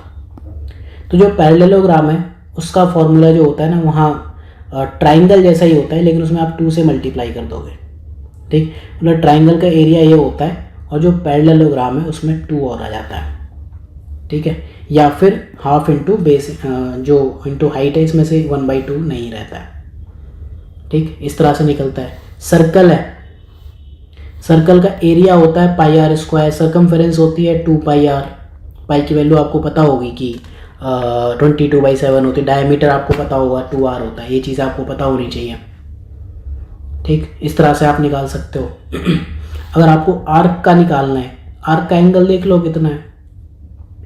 ठीक है, सपोज आपको 30 डिग्री दिया हुआ है तो आर्क का देख लो, इसका सिंपल फॉर्मूला ये है पाई आर स्क्वायर थीटा अपॉन 360। ठीक, या फिर आप ये देख लो 30 डिग्री था ना, तो पूरे 30 डिग्री जो है ये 360 का कितना पार्ट है, 30/360, उस तरह से निकल के आ रहा है। इस तरह से फॉर्मूले पॉलीगन के लिए भी हैं, तो वो सब हम उन पर नहीं जाएंगे। सिंपल जो जितने एग्जाम में हम ले जा पाएंगे उन पर स्टिक करेंगे। देन इसके बाद जो लास्ट चीज़ हम इस लेक्चर में देखेंगे वो वॉल्यूम पर देखेंगे। तो वॉल्यूम ऑफ क्यूबॉइड, क्यूबॉइड इस टाइप का होता है। ठीक है, ये L है, ये B है, ये H है। तो वॉल्यूम क्या होगा, L into B into H होगा। लेंथ ऑफ डायगोनल अगर आपको इसकी निकालनी है तो L square plus B square plus H square का अंडर रूट, ये निकलेगा। ठीक है, क्यूबॉइड कहते हैं इसे, क्यूब नहीं कहते हैं। यही अगर क्यूब होता, L equal to B equal to H होता तो उसको L क्यूब कह लेते हैं। ठीक है, जो नॉर्मल क्यूब होता है डाइस हमारा इस तरह का, ये हमारा A है, ये हमारा A है, ये A है, तो A क्यूब वॉल्यूम हो गया। ठीक है, सरफेस एरिया अगर आपको निकालना है, सरफेस एरिया मतलब इस सरफेस का एरिया, इस सरफेस का, टोटल 6 सरफेस है। एक सरफेस का एरिया क्या है, A square, sorry 2A, sorry A square है। ठीक है, तो टोटल सरफेस एरिया क्या होगा, 6A स्क्वायर, 6 सरफेस है ना। इस तरह से आप इसका सरफेस एरिया निकाल सकते हो। ठीक है, वॉल्यूम और सरफेस एरिया दो अलग अलग चीज़ें हैं। ठीक, अगर हम कोन की बात करें, कोन इस तरह से होता है, तो कोन में ये हाइट h कहलाती है, ये r कहलाता है, ये l कहलाता है। तो अगर आपको ये l निकालना है, ये वाली length, l equal to under root H square plus R square, Pythagoras theorem basically लगती है। ठीक है, इस तरह से आप बहुत सारी चीज़ें निकाल सकते हो। हेमीस्फेयर का आप कर्व्ड सरफेस एरिया निकाल सकते हो, स्फेयर का निकाल सकते हो। स्फेयर की अगर हम बात करें, जो पूरा गोला है, बॉल है, जैसे कॉस्को की बॉल, r रेडियस है। ठीक है, तो इसका वॉल्यूम जो होता है वो होता है 4/3 पाई आर क्यूब, ये हमारा वॉल्यूम हुआ। सरफेस एरिया होता है इसका 4 पाई आर स्क्वायर। ठीक है, इस तरह से आप निकालोगे। देन हेमीस्फेयर और कोन की आपको निकालने की नीड नहीं है, वॉल्यूम तो उसका हाफ हो जाएगा। ठीक है, इस तरह से आप निकाल सकते हो। हेमीस्फेयर होता अगर, हेमीस्फेयर मतलब ये इस टाइप से, इसका आपको सरफेस एरिया निकालना है, तो सरफेस एरिया क्या होगा, इस वाले का हाफ, मतलब 2 पाई आर स्क्वायर, क्योंकि हम सिर्फ इस वाले पार्ट का देख रहे हैं। और दूसरा जो आप निकालते वो ये वाला सरफेस एरिया निकालते, तो ये वाला सरफेस एरिया तो सिंपल सर्कल वाला है ना, सर्कल का सरफेस एरिया आपको पता ही होता है। तो 2 पाई आर स्क्वायर में आप सर्कल वाला जोड़ दो, आंसर आ जाएगा। तो इस तरह से आप चीज़ें सॉल्व कर सकते हो, कोन निकाल सकते हो। ठीक है, या कोन को कट कर दिया, तो इस तरह की चीज़ें आप कर लोगे। फिर एंडलेस चीज़ें हैं, उनमें हम अब और ज़्यादा नहीं जाएंगे। तो कुछ क्वेश्चंस आप कर लो यूपीएससी के प्रीवियस ईयर वाले। सीक्वेंस और प्रोग्रेशन का एक फॉर्मूला आपको और बता देता हूँ सिंपल, कि कोई एरिथमेटिक, दो चीज़ें होती हैं, एक होता है एरिथमेटिक प्रोग्रेशन, यानी कि मतलब नंबर है, a है, दूसरा नंबर a प्लस डी है, तीसरा नंबर a प्लस 2d है, चौथा नंबर a प्लस 3d है। तो nth नंबर क्या होगा, यहीं से देख लो, ये पहला नंबर है, दूसरा नंबर है, तीसरा नंबर है, चौथा नंबर है। चौथे नंबर में a प्लस 3d है, तो तीसरे नंबर में a प्लस 2d है, दूसरे में a प्लस d है। nth नंबर में क्या होगा, a plus n minus 1, n minus 1 into D. ठीक है, ये nth नंबर हो गया। तो nth term of arithmetic progression, जैसे एरिथमेटिक प्रोग्रेशन क्या है, 5, 7, 9, 11, ये वाली एरिथमेटिक प्रोग्रेशन है, इसको हम AP कहते हैं। ठीक है, इसके जो n टर्म्स हैं, सम ऑफ n टर्म्स, तो उसका जो फॉर्मूला है sum of first n terms of ये arithmetic progression n/2 a plus tn, nth term क्या है वो आप निकालोगे। ये AP के लिए है। एक चीज़ और हम GP की और देख लेते हैं, ज्योमेट्रिक प्रोग्रेशन। ज्योमेट्रिक प्रोग्रेशन क्या है, पहली टर्म a है, दूसरी टर्म AR है, तीसरी टर्म AR स्क्वायर है, चौथी टर्म AR क्यूब है। तो इसकी nth टर्म क्या होगी, चौथी टर्म में देखो आप क्यूब है, दूसरी टर्म में सिर्फ r है, तीसरी टर्म में स्क्वायर है। तो nth टर्म में क्या होगा, a r to the power n-1। तो इस तरह से हम निकाल सकते हैं, nth टर्म आपकी ये हो जाएगी। Sum of n term of GDP sum of n term of AP अगर आपको निकालनी है तो आएगी a 1 minus r to the power n upon 1 minus r. अगर आर इज लेस देन 1 तो ये आएगा और आर ग्रेटर देन 1 है तो ये उल्टा हो जाएगा, सिंपल। तो इतना बहुत है मेरे हिसाब से इस फॉर्मूले वाले लेक्चर के लिए। इसके अलावा तो फिर आप एंडलेस लेक्चर कर सकते हो। इस लेक्चर को देख के इतना मैं आपको बता सकता हूँ, आप फेल नहीं होगे सी सेट में। तो सिनॉप्सिस के आप बाकी कोर्सेज चेकआउट कर सकते हो वेबसाइट पर। आई होप कि ये लेक्चर आपको सी सेट में फेल तो नहीं होने देगा। और इसके अलावा सी सेट में जो प्लेलिस्ट है आप वेबसाइट पर जाकर देखना, तो यहाँ पर आपको स्पेशल कोर्सेज देन यहाँ पर सी सेट में ये लेक्चर्स आपको मिल जाएंगे। So thank you for watching, have a good day. तब तक के लिए ध्यान रखिए और सी सेट की वजह से आप फेल तो मत हो जाना।